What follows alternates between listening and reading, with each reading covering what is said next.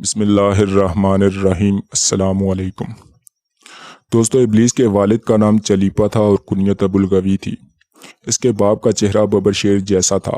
وہ نہایت قداور اور بہادر تھا۔ اس کا لقب شاشین تھا۔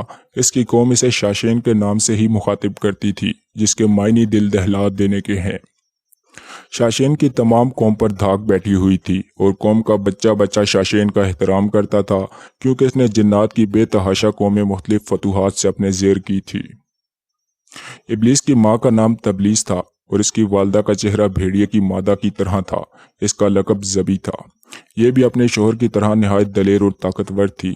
اس نے بھی اپنے شوہر کے ہمراہ بے تحاشا جنگیں جیتی تھی۔ شیطان کی ماں اس حد تک بہادر تھی کہ ساری جنات قوم کے بچے بچے کی زبان پر تھا کہ تبلیس کے ہوتے ہوئے دنیا کی کوئی طاقت ہمیں زیر نہیں کر سکتی۔ دوستو، جنات قوم کی سرکشی جب حد سے بڑھ گئی اور جھگڑے فساد سے زمین لرز اٹھی تو اللہ رب العزت نے فرشتوں کو حکم دیا کہ جاؤ ان سرکش جنات کو مار پھینکو۔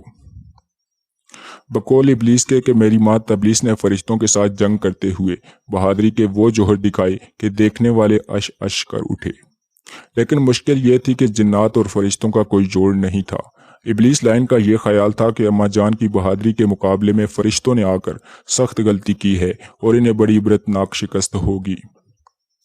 لیکن اللہ جانے کیا ہوا کہ ہم کمزور پڑ گئے اور فرشتے ہم پر غالب آتے گئے۔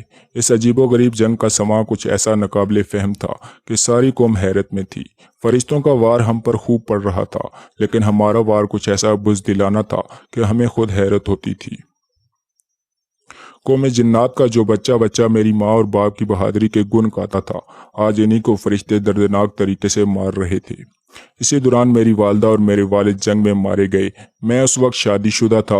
میری ملکہ اور بیٹا مرہ بھی اس جنگ میں مارے گئے۔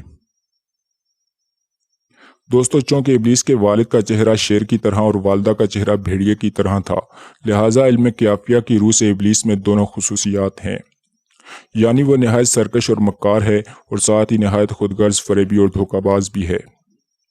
فرشتوں اور قوم جنات کے درمیان جو جنگ ہوئی تھی، اس میں قیدی بنائے گئے جنات میں ابلیس بھی موجود تھا۔ فرشتے جب اللہ رب العزت کی بارگاہ میں حاضر ہوئے تو ان کو حکم ملا کہ عزازیل یعنی ابلیس کی بہترین تربیت کرو۔ چنانچہ فرشتوں نے ابلیس کی تربیت بہترین انداز میں کی۔ اللہ رب العزت کے رتبے اور جاہ و جلال سے آشنا کرایا گیا۔ عبادت اور ریاضت کے طریقے اور آداب سمجھائے گئے، یہاں تک کہ پہلے آسمان والوں نے اس کو عابد کہا، دوسرے آسمان والوں نے زاہد، تیسرے آسمان والوں نے عارف، چوتھے آسمان والوں نے ولی، پانچویں آسمان والوں نے تقی، چھٹے آسمان والوں نے خاشع اور ساتویں آسمان والوں نے عزازیل کا لقب اسے دیا۔ دوستو، کچھ ہی عرصے میں یہ اپنی تیزی اور ذہانت کے سبب سب کچھ سیکھ گیا، اور وہی فرشتے جو کبھی اس کے معلم تھے، رفتہ رفتہ عزازیل اپنی قابلیت کے باعث فرشتوں کا استاد بن گیا۔ دوستو، قدرت بھی کیسے کیسے عجوبے پیش کرتی ہے۔ ابلیس اپنی عبادت میں اتنا مقرب ہوا کہ مختلف آسمانوں میں اس کے مختلف رتبے بنے۔ پھر جب اللہ پاک نے حضرت آدم علیہ السلام کو پیدا فرمایا، فرشتوں اور ابلیس کو حکم ملا کہ آدم کو سجدہ کرو۔ سب فرشتوں نے اللہ کے حکم کی تعمیل کرتے ہوئے حضرت آدم علیہ السلام کو سجدہ کیا، مگر ابلیس سجدہ کرنے سے انکاری ہو گیا اور دلیل پیش کرنے لگا کہ میں اس مٹی سے بنے انسان سے افضل ہوں۔ پھر اللہ پاک نے اسے مردود کر دیا اور جنت سے باہر نکال پھینکا۔ ابلیس کو اللہ پاک نے قیامت تک کی مہلت دی ہے، یعنی قیامت تک اسے موت نہیں آئے گی، اور یہ ہمیں اللہ کی راہ پر چلنے سے بھٹکائے گا۔ جو اس کی مکاری سے بچ کر اللہ کے راستے پر چلے گا، اللہ اس کو انعام سے نوازے گا۔ جنت اور اس کی ساری نعمتیں انہی لوگوں کے لیے بنائی گئی ہیں۔ سبحان اللہ۔ دوستو، ثواب کی نیت سے اس ویڈیو کو اپنے دوست احباب اور فیملی ممبرز کے ساتھ بھی شیئر ضرور کیجیے گا۔ انشاءاللہ تعالی اگلی ویڈیو میں ملاقات ہوگی۔ تب تک کے لیے خدا حافظ۔